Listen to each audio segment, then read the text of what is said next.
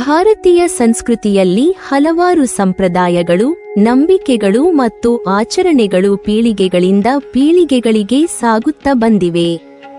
ಅವುಗಳಲ್ಲಿ ಒಂದಾಗಿದೆ ಒಂದೇ ಮನೆಯ ತಂದೆ ಮಗ ಅಥವಾ ಅಣ್ಣ ತಮ್ಮ ಇಬ್ಬರೂ ಒಂದೇ ದಿನ ತಲೆಗೂದಲು ಕತ್ತರಿಸಬಾರದು ಎಂಬ ನಂಬಿಕೆ. ಇದು ಕೇವಲ ಜನಪದವಲ್ಲ, ಹಳೆಯ ಕಾಲದ ಜ್ಯೋತಿಷ್ಯ, ಪುರಾಣ, ಧಾರ್ಮಿಕ ಗ್ರಂಥಗಳ ತತ್ವ. ಕುಟುಂಬ ವ್ಯವಸ್ಥೆ ಮತ್ತು ಸಾಮಾಜಿಕ ಅನುಭವ ಸೇರಿಕೊಂಡು ರೂಪುಗೊಂಡ ಒಂದು ಸಂಪ್ರದಾಯ. ಇಂದಿನ ತಾರ್ಕಿಕ ಜಗತ್ತಿನಲ್ಲಿ ಅನೇಕರು ಇದನ್ನು ಅತಾರ್ಕಿಕವೆಂದು ಕಾಣಬಹುದು.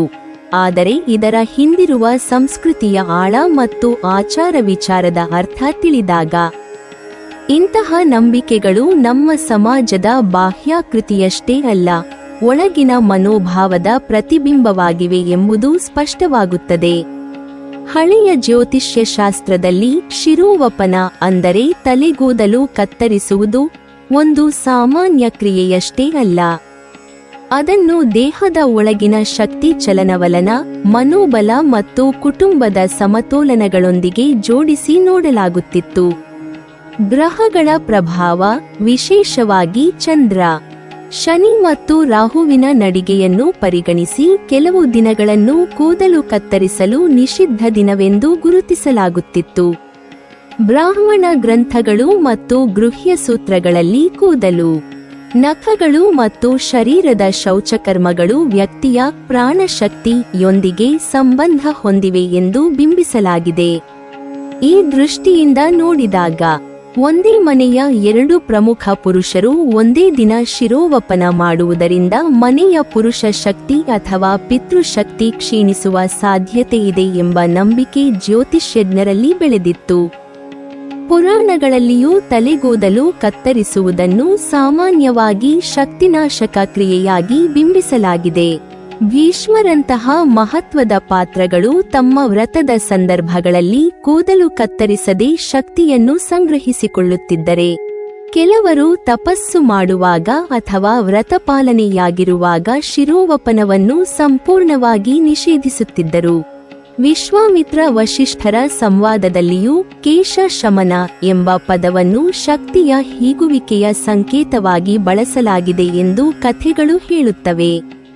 ಹೀಗಿರುವಾಗ ಒಂದೇ ಮನೆಯಲ್ಲಿ ತಂದೆ ಮಗ ಅಥವಾ ಅಣ್ಣ ತಮ್ಮ ಇಬ್ಬರೂ ಒಂದೇ ಸಮಯದಲ್ಲಿ ಈ ಶಕ್ತಿನಾಶಕ ಕ್ರಿಯೆ ಕೈಗೊಂಡರೆ ಮನೆಯ ರಕ್ಷಣಾತ್ಮಕ ಶಕ್ತಿ ದುರ್ಬಲಗೊಳ್ಳುತ್ತದೆ ಎಂಬ ಪುರಾತನ ಕಲ್ಪನೆ ಹುಟ್ಟಿಕೊಂಡಿತ್ತು.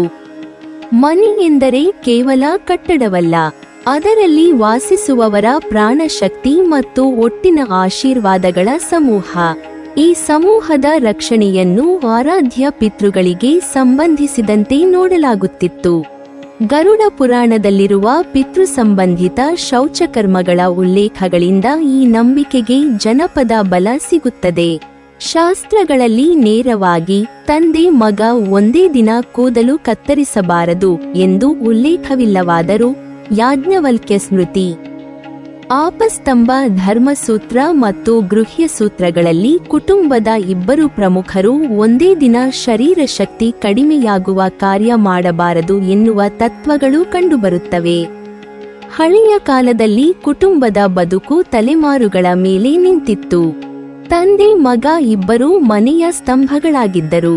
ಇಬ್ಬರೂ ಒಂದೇ ದಿನ ಮನೆ ಕೆಲಸದಿಂದ ಹೊರಟರೆ ಅಥವಾ ಶಕ್ತಿಯನ್ನು ಕಡಿಮೆ ಮಾಡುವ ಕ್ರಮ ಮಾಡಿದರೆ ಮನೆಯ ಸಮತೋಲನಕ್ಕೆ ಧಕ್ಕೆ ಏಳಬಹುದು ಎನ್ನುವ ಸಾಮಾಜಿಕ ಭಾವನೆ ಇದಕ್ಕೆ ಬೆನ್ನೆಲುಬಾಯಿತು. ನಿಧಾನವಾಗಿ ಇದು ಸಂಪ್ರದಾಯವಾಗಿ ಪರಿವರ್ತಿತವಾಯಿತು. ಈ ಸಂಪ್ರದಾಯದ ಹಿಂದೆ ಮತ್ತೊಂದು ಮುಖ್ಯ ಕಾರಣ ಪಿತೃಶಕ್ತಿ. ಹಿಂದೂ ಕುಟುಂಬ ವ್ಯವಸ್ಥೆಯಲ್ಲಿ ಪಿತೃಗಳ ಆಶೀರ್ವಾದವು ಮನೆಗೆ ಐಶ್ವರ್ಯ, ಆರೋಗ್ಯ ಮತ್ತು ಶಾಂತಿ ನೀಡುತ್ತದೆ ಎಂದು ನಂಬಲಾಗಿದೆ. ಪಿತೃಪರಂಪರೆಯ ಎರಡು ಜ್ಯೋತಿರ್ಮಯ ಸೂತ್ರಗಳು, ತಂದೆ ಮತ್ತು ಮಗ ಒಂದೇ ದಿನ ಶಿರೋವಪನ ಮಾಡಿದರೆ ಪಿತೃಶಕ್ತಿಯ ಒಗ್ಗಟ್ಟು ಅಥವಾ ಸಮತೋಲನ ದುರ್ಬಲಗೊಳ್ಳುತ್ತದೆ ಎಂಬ ನಂಬಿಕೆ ಹರಡಿತು. ಜನಪದ ಜ್ಯೋತಿಷ್ಯದಲ್ಲಿ ಇದನ್ನು ರಾಹು ಶನಿ ಕೇಡು, ಕುಲಭಾಗ್ಯ ಕುಗ್ಗುವಿಕೆ ಮತ್ತು ಅಶುಭ ಪಿತೃದೃಷ್ಟಿಯೊಂದಿಗೆ ಜೋಡಿಸಲಾಗಿದೆ. ಇವೆಲ್ಲದೊಂದಿಗೆ ಹಳೆಯ ಸಮಾಜದ ಕಾರ್ಯವಿಧಾನವು ಈ ನಂಬಿಕೆಯನ್ನು ಬಲಪಡಿಸಿತು. ಕೃಷಿ ಆಧಾರಿತ ಬದುಕಿನಲ್ಲಿ ತಂದೆ ಮಗ ಅಥವಾ ಅಣ್ಣ ತಮ್ಮ ಇಬ್ಬರೂ ಒಂದೇ ದಿನ ಕೂದಲು ಕತ್ತರಿಸಲು ಹೊರಟರೆ ಮನೆಯ ಕೆಲಸ ನಿಲ್ಲುತ್ತಿತ್ತು. ಮನೆಯ ಒಳಗಿನ ಕಾರ್ಯವ್ಯವಸ್ಥೆಗೆ ವ್ಯತ್ಯಯ ಉಂಟಾಗದಿರಲೆಂದು ಈ ನಂಬಿಕೆಯ ರೂಪುಗೊಂಡು ಸಂಪ್ರದಾಯವಾಗುವ ವರಹೆಯನ್ನು ಪಡೆದಿತು. ಸಂಪ್ರದಾಯಗಳ ವೈಜ್ಞಾನಿಕ ತಾರ್ಕಿಕತೆ ಬೇರೆ ವಿಷಯ. ಆದರೆ ಅವುಗಳ ಹಿಂದೆ ಇರುವ ಜೀವನಾನುಭವದ ಜ್ಞಾನವನ್ನು ನಿರ್ಲಕ್ಷಿಸಲು ಸಾಧ್ಯವಿಲ್ಲ. ಇಂದಿನ ಕಾಲದಲ್ಲಿ ಈ ನಂಬಿಕೆಯನ್ನು ಕಟ್ಟುನಿಟ್ಟಾಗಿ ಪಾಲಿಸುವ ಅವಶ್ಯಕತೆ ಇಲ್ಲದಿದ್ರೂ ಅದರ ಹಿಂದೆ ಇರುವ ಸಂವೇದನಾತ್ಮಕ ಸಂಸ್ಕೃತಿ, ಕುಟುಂಬ ವ್ಯವಸ್ಥೆ, ಪಿತೃಗೌರವ ಮತ್ತು ಮನೆಯ ಶಕ್ತಿಯನ್ನು ಸಮತೋಲನದಲ್ಲಿ ಇಡಬೇಕು ಎನ್ನುವ ಮಾನವೀಯ ಸಂದೇಶಕ್ಕೆ ಆದರಣೀಯವಾದ ಆಳವಿದೆ. ಸಂಪ್ರದಾಯಗಳು ನಮ್ಮ ಜೀವನವನ್ನು ಬಂಧಿಸುವ ಸಂಕೋಲೆಗಳಲ್ಲ. ಅವು ನಮ್ಮ ಪುರಾತನ ಮಾನವರು ತನ್ನ ಅನುಭವಗಳಿಂದ ಕಟ್ಟಿದ ಜೀವನ ಪಾಠಗಳ ಸಂಗ್ರಹ.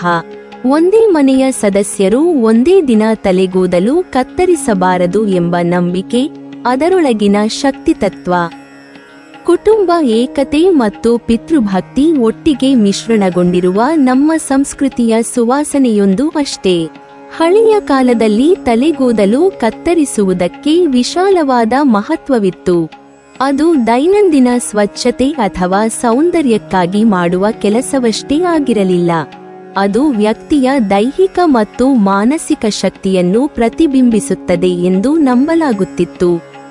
ಕೂದಲು, ನಖ ಇವೆಗಳನ್ನೆಲ್ಲ ಅಂಗಭಾಗಗಳಂತೆ ಕಾಣಲಾಗುತ್ತಿತ್ತು.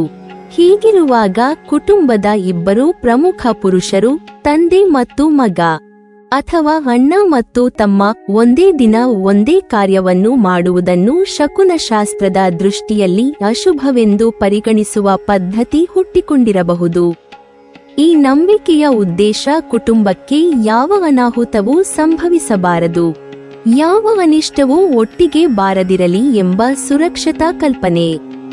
ಇದಲ್ಲದೆ ಆ ಕಾಲದ ಜೀವನ ಶೈಲಿ ಕೃಷಿ ಕೇಂದ್ರಿತವಾಗಿತ್ತು. ಪ್ರತಿಯೊಬ್ಬ ಕುಟುಂಬ ಸದಸ್ಯನೂ ಮನೆಯ ಕೆಲಸಗಳಲ್ಲಿ ಮತ್ತು ಜೀವನೋಪಾಯದಲ್ಲಿ ಪ್ರಮುಖ ಪಾತ್ರವಹಿಸುತ್ತಿದ್ದ. ತಂದೆ ಮತ್ತು ಮಗ ಇಬ್ಬರೂ ಒಂದೇ ದಿನ ಕೆಲಸದಿಂದ ವಿರಮಿಸಿ ಕೂದಲು ಕತ್ತರಿಸಲು ಹೊರಟರೆ ದಿನನಿತ್ಯದ ಕಾರ್ಯಗಳಲ್ಲಿ ವ್ಯತ್ಯಯ ಉಂಟಾಗುವ ಸಾಧ್ಯತೆಯಿತ್ತು. ಕುಟುಂಬದ ನೆರವಿಗೆ ನಿಂತಿದ್ದ ಕೈಗಳು ಒಟ್ಟಿಗೆ ಹೊರಗಡೆ ಹೋದರೆ ಅಪೇಕ್ಷಿತ ಸಮಯದಲ್ಲಿ ಕಾರ್ಯಸಾಧನೆ ಅಸಾಧ್ಯವಾಗುತ್ತಿತ್ತು. ಈ ರೀತಿಯ ಅನುಭವಗಳಿಂದ ಒಂದೇ ದಿನ ಮಾಡಬೇಡಿ ಎಂಬ ಮಾತು ಕೇವಲ ಸಂಪ್ರದಾಯವಲ್ಲ, ಜೀವನಾನುಭವದ ಪಾಠವಾಗಿತ್ತು. ಹೀಗೆ ರೂಪುಗೊಂಡ ನಿಯಮಗಳು ಕಾಲಕ್ರಮೇಣ ಸಂಸ್ಕೃತಿಯ ಅವಿಭಾಜ್ಯ ಅಂಗಗಳಾಗಿವೆ. ಇನ್ನೊಂದು ಪಾರಂಪರಿಕ ದೃಷ್ಟಿಯಲ್ಲಿ ಕುಟುಂಬದ ಶಕ್ತಿ, ಶಾಂತಿ ಮತ್ತು ಸಮತೋಲನ ಎಂಬ ಅಂಶಗಳನ್ನು ಅತ್ಯಂತ ಮಹತ್ವದಿಂದ ಕಾಣಲಾಗುತ್ತಿತ್ತು. ಕೂದಲು ಕತ್ತರಿಸುವಂಥ ಕ್ರಿಯೆ ಕೂಡ ಮನೆಯ ಆಂತರಿಕ ಸಮತೋಲನದೊಂದಿಗೆ ಸಂವಿಧಾನಗೊಂಡದ್ದು ಎಂದು ನಂಬಲಾಗುತ್ತಿದ್ದುದರಿಂದ ಕುಟುಂಬದ ಎರಡು ಸ್ತಂಭಗಳು ಒಂದೇ ದಿನ ಈ ಕಾರ್ಯವನ್ನು ಮಾಡುವುದು ಆ ಸಮತೋಲನಕ್ಕೆ ಧಕ್ಕೆ ತರಬಹುದು ಎಂಬ ಅಭಿಪ್ರಾಯ ಪ್ರಬಲವಾಗಿತ್ತು. ಇದು ತರ್ಕಸಮ್ಮತವಾಗಿರದಿದ್ರೂ ಕುಟುಂಬದ ಬಗ್ಗೆ ಹಳೆಯ ಸಮಾಜ ಹೊಂದಿದ್ದ ನವಿರಾದ ಜಾಗ್ರತೆ ಮತ್ತು ಭಯಭಕ್ತಿಯನ್ನು ತಿಳಿಸುವುದಕ್ಕೆ ಸಾಕು. ನೀವಿನ್ನೂ ನಮ್ಮ ಚಾನೆಲ್ ಅನ್ನು ಸಬ್ಸ್ಕ್ರೈಬ್ ಮಾಡಿಲ್ವಾ? ಹಾಗಾದರೆ ಈ ಕೂಡಲೇ ನಮ್ಮ ಇಂದ್ರಜಾಲ ಚಾನೆಲ್ ಅನ್ನು ಸಬ್ಸ್ಕ್ರೈಬ್ ಮಾಡಿ ಮತ್ತು ಪಕ್ಕದಲ್ಲಿರುವ ಬೆಲ್ ಐಕಾನ್ ಅನ್ನು ಕ್ಲಿಕ್ ಮಾಡಿದರೆ ನಮ್ಮ ಹೊಸ ವಿಡಿಯೋಗಳನ್ನು ನೀವು ನೋಡಬಹುದು.